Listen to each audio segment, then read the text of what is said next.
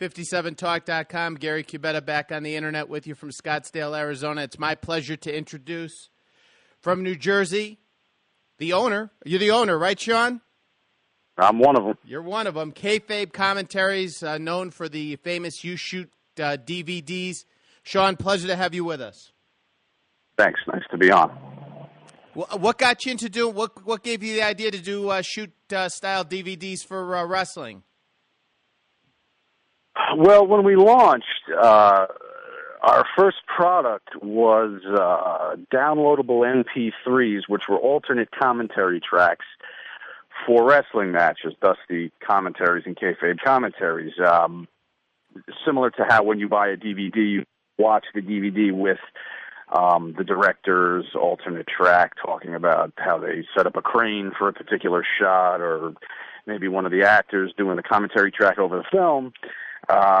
We brought in wrestlers and watched matches with them in real time and had them do commentary tracks over some of their most famous matches.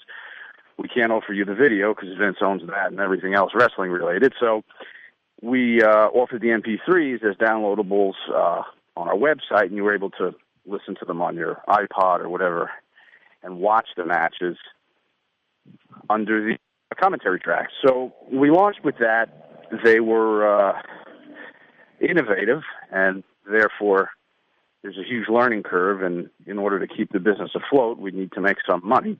So we had the idea for Guest Booker, and we started that series, and that was our foray into the DVD world, and it kind of took off. So the DVDs have kind of supplanted the commentary track pursuit, although I do think someday there will probably be a market for more of that, whether it's Larry Bird offering you a commentary track for Game 7 of the 1987 finals or whatever. I think it's a business model that can still work. Just doing commentary, and then the people would take the MP3 and listen to it as they watch. Would it be off YouTube or something off a DVD? Well, however you want to. You could play the track on the computer while you played a DVD on the computer, or just throw your headphones on.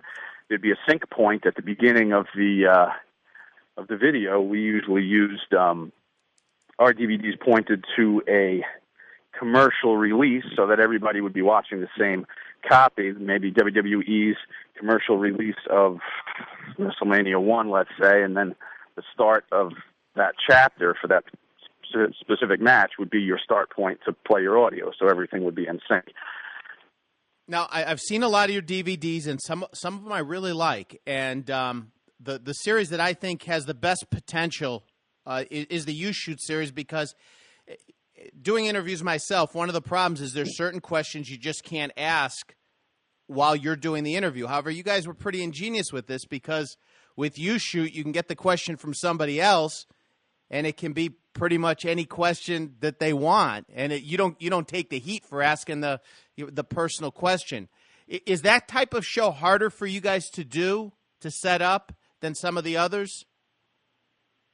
Well, it's harder to do in the respect that it's tough to get folks to commit to a show like that, because the deal is you've got to come on and answer it all, and some of it's going to be just abject stupidity from the public. We try to trim some of that stuff out, but if there's a shred of a legitimate question in there, I'll let them call the guest a douchebag to get to that question in the text there somewhere, So we get turned down a bit. I say at the beginning of the show, only the bravest in the business will do it, because it is a pretty honest assessment of how the public feels towards somebody, and we do kind of slant the field a bit because we only invite the more provocative names in the business, or those that we feel are lightning rods in some way that would generate kind of response. I.e., Honky Tonk, Sandman, Sabu, Jamie Dundee, Missy Hyatt. Now let me ask you this. I keep seeing everybody's doing Iron Sheik DVDs. You guys have done them. RF has done them. They're everywhere. And, I've been a wrestling fan for a long time. I don't see the entertainment value in the Iron Sheik when he's doing the crazy stuff. Am I missing something? Is it very popular with the audience? Half the time I don't even know I don't even know what he's talking about. And it's not a criticism against you. It's just all of them. I just don't get it. We have 2 releases with the Iron Sheik. One is called Rebuilding the Sheik, and there's no shenanigans on it because the DVD is a sit-down with him and his manager, Eric Sims, and then also a portion of that disc is Eric alone, for us to get down to how much of what's going on is a work and is engineered by Eric for money. So you'd probably enjoy that one very much, Rebuilding the Sheik at kayfabecommentaries.com. So, we're not pumping him full of drugs and putting him on the phone with his drug dealer, as you might have seen elsewhere. We're actually trying to get to the bottom of all that shit and find out how much is real and how much isn't. The other release was Ring Roasts, which we were co-promoters of, which after the Sheik's rise to somewhat mainstream popularity in a screwball kind of way through the Howard Stern Show and YouTube and all the various venues, we wanted to put people in the business up on the dais to roast them. And that seemed to have gone well. Certainly all the fallout from that event with Scott Hall and whatnot, the Sheik was really not the focal point of much of what was talked about there, unfortunately. But okay, so you guys you haven't really done a straight Iron Sheik shoot yet. Okay, you're right. I'm mistaken on that. So the 2 you did had a little bit of an angle to them. Yeah. All the stuff we do. Listen, we've all seen somebody put the camera on a wrestler for 6 hours and ask him who trained him. We got that already. The shoot business hadn't gone anywhere in 15 years. We have labels attached to ourselves from critics and whatnot, things I will not accuse myself of on air here, but they're very flattering. But it really wasn't hard to be innovative in that field because nobody had really done much with it. So we wanted to apply a more traditional television content format to the shoot business. So all of our shows have themes. They are lit a certain way. They're designed a certain way. They all have an identity of their own. They all have a personality of their own. They look a certain way. They feel a certain way. They sound a certain way. And it seems to have worked. And what's your opinion of the shoot interviews that have been done previously? They were a great foundation for us to come in and take this to the next level and build upon it. And others are coming too. We're seeing others pop up now too. Others what? Other companies trying to add a refreshing spin to the shoot business. There are? Who? Yeah. I'm certainly not going to plug them on air, but you can find them if you look. I just haven't heard about them. Good. I mean, most of the stuff, look, I talk to the audience about this all the time. You say that the stuff done previously was a good foundation. It was a piece of what, basically. I mean, what do you really think of taking a guy, sticking a camera on him, not even putting a microphone on him like an RF video does, and asking him, basically trying to ask him every personal question in the world to try and get him in arguments with their friends? All right, so now you're talking about the production value and the execution of those shoot interviews, or the role of those shoot interviews in the business? Well, okay, we could talk about the production value. Well, the production values are garbage. I mean, that's pretty obvious. Yeah, excluding present company, I hope, correct? No, I think your production values are very good. Okay, thank you. Yeah. Yes, you're right. There's not a whole hell of a lot of work that goes into giving a very presentable format. There are some exceptions. I mean, High Spots put out a very, very nice Ric Flair DVD last year, which was mic'd properly and lit properly and shot properly. But yeah, they're few and far between. Is it a big business? Sean, is it a big business or a little business, a medium business, a side business? I'm just wondering because when I see people like RF Video, put this stuff out, I hate it. I think it's disgusting.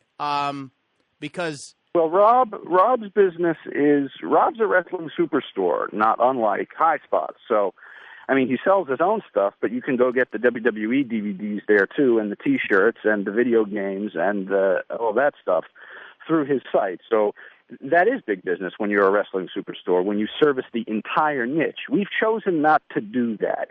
We service a niche of a niche, if you will. It's not just the wrestling fan; it's the wrestling fan with some kind of insight into the business, or at least interest in the machinations of the wrestling business. So ours is a niche of a niche. We're trying to zero in as best we can on the wants and needs of people like you and me. I mean, I was just a wrestling fan before it started this. Sean, what niche are you really going for? Are you going for, I'm just wondering what your thinking is. Are you going for personal questions? Are you going for real precise knowledge of the business of what happened back in the day? Or are you going more for entertainment? What do you say to yourself we want to get out of each interview? It depends on the show. We have a series called Guest Booker, which sits down with hopefully I'll get all the living bookers of the business eventually, to explore the creative process in the business. And we talk to that booker about their history and what they've done and what their philosophies are. And then we have a booking exercise in the show where we have them rebook an era in professional wrestling history that they had nothing to do with. So that, I would say, would be for folks who have an intense curiosity about the creative process in general, and then more specifically, perhaps, of just that booker. We have a show called Ringside, where we sit down with an individual and watch their matches on the screen, kind of an offshoot of those commentary tracks I told you about, but this is on video. We can't show you the matches, but they will talk about the matches and that time period in history and all things relating to that specific match that we're watching together. So that would be for someone who's maybe had got an intense curiosity about the specific stages in a particular wrestler's career. We've got a show called You Shoot, which the fans send in the questions, and we mock up some fun games sometimes for strict entertainment value, and that's a little more of the car crash entertainment that you were talking about before. Very few questions pertaining to the crossface or the armbar in that series, but again, if you want the pork, we've got it. If you want the beef, we've got it. If you want some ceviche, we've got that too. What percentage of the guys that you call are willing to do a show? Is there a set number, 50, half, quarter, 2/3? We get most of the people we want. I mean, we get offers a lot of times from their agents that we turn down. I mean, we turn down people far more than they turn down us. And you turn them down? You want to keep it pure. I mean, there are companies out there that will absolutely do a shoot interview with anybody. And the entertainment value or the worth of that interview is almost an afterthought. But we've got a very precise identity to these shows, and we would water it down and we shit all over it if we put the wrong people on there. And we don't want to do that. I'd rather skip the payday and wait for the right name to be to commit to us. And what would be? Give me. You don't have to give me a name, but just give me an idea of what type of show would be wrong for you. I'm just curious. What would be wrong? What do you mean? Well, what kind of a guest wouldn't you want? Someone who's not funny, someone who's very serious, someone maybe... Which series you're talking about. Like I said, we've got different series that accomplish different things. That, for example, someone who isn't going to open up and isn't going to be in some way provocative is not going to be a good guest for You Shoot. I don't want to sit there for 2 hours and have somebody try to duck fans' questions, as stupid as they may be. And the flip side of that, somebody who doesn't have a very storied legacy probably wouldn't belong on a show like Ringside, where we take 2 hours to go through on video the high points of a particular wrestler's career. I don't know that the Coco Beware Ringside would be very interesting. No, I agree with that. Coco. What kind of? I agree with you on that. What type of problem is piracy? I see people all the time selling these things for $3 and $4 each. Is there any way for you guys to control that, or is that just difficult? Is it difficult to implant the DVD with what's necessary so you can't take it? Well, I'll tell you, it's a big problem. It's probably our only problem that we can't solve right now. So the approach we've taken in the past, and it's worked as well as it can, The places that stuff shows up for free can very easily be taken down, and we do that. But we do also usually extend an email to the person responsible, because it's foolish for us to be heavy-handed. I think everybody alive with a computer and any kind of digital know-how has downloaded product, copyrighted product, myself included, in my lifetime. So for me to stand here on some pedestal and look down, get very Lars Ulrich on anybody would be silly. But what I would say to anyone who is distributing our stuff is what I say to anybody when I do encounter them. We're not a big multi-million-dollar company. The resources we make on the sale of these things goes into the business, and it goes into continuing to run the business, and those that run the business, keeping them with some kind of income. So if you like the stuff we're doing, if you think it's cool, it was worth it to share, you're actually kind of stepping on it a little bit and killing it, and it won't be here if you continue to do it. So we usually just ask for that courtesy. And I have seen on boards people talking about downloading the most recent shoots, and they do say at times, don't download the kayfabe commentary stuff, buy it.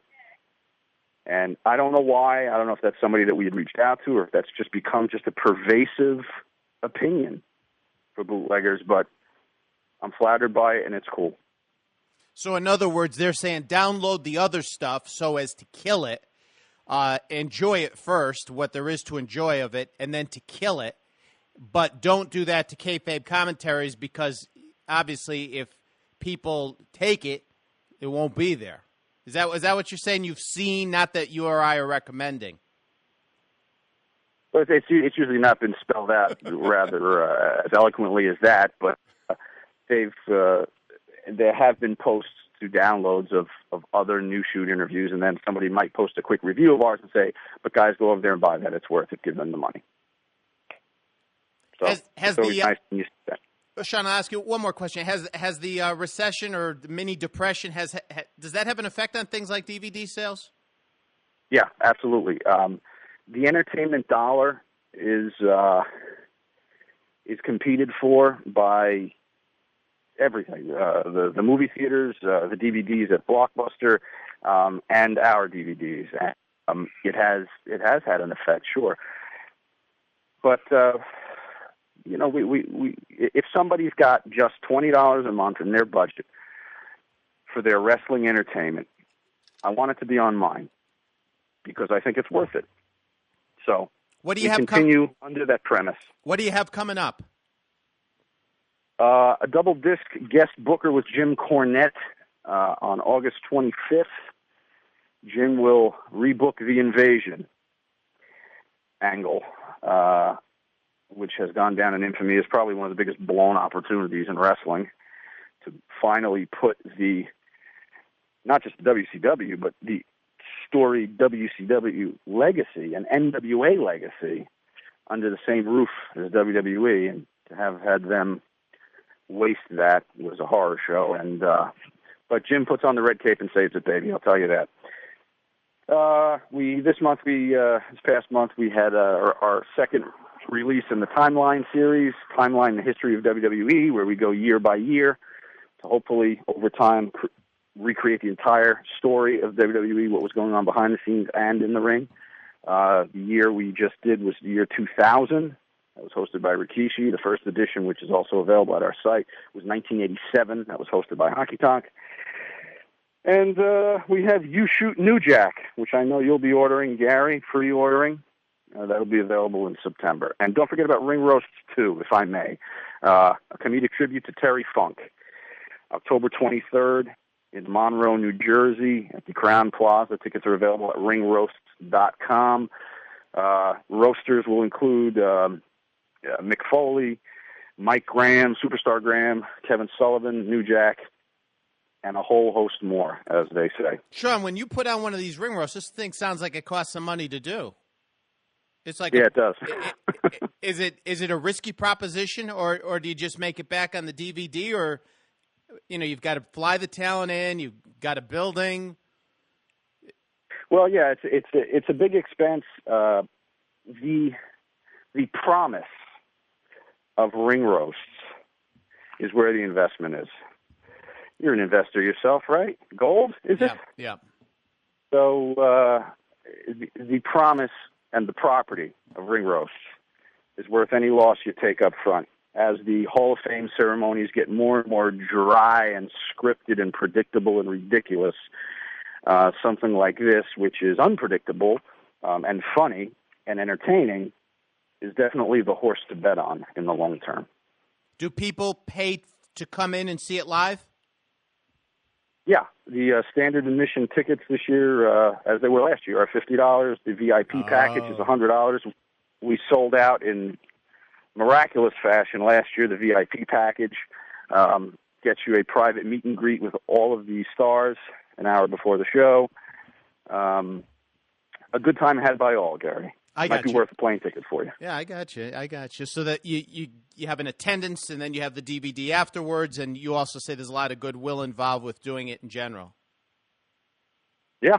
Sure. Okay, fair enough. KayfabeCommentaries.com. Sean, you can check out this interview on the website. It'll be up in a few minutes, and I do appreciate you taking the time to join us. Thank you. Hey, have a great day. Thank you so much.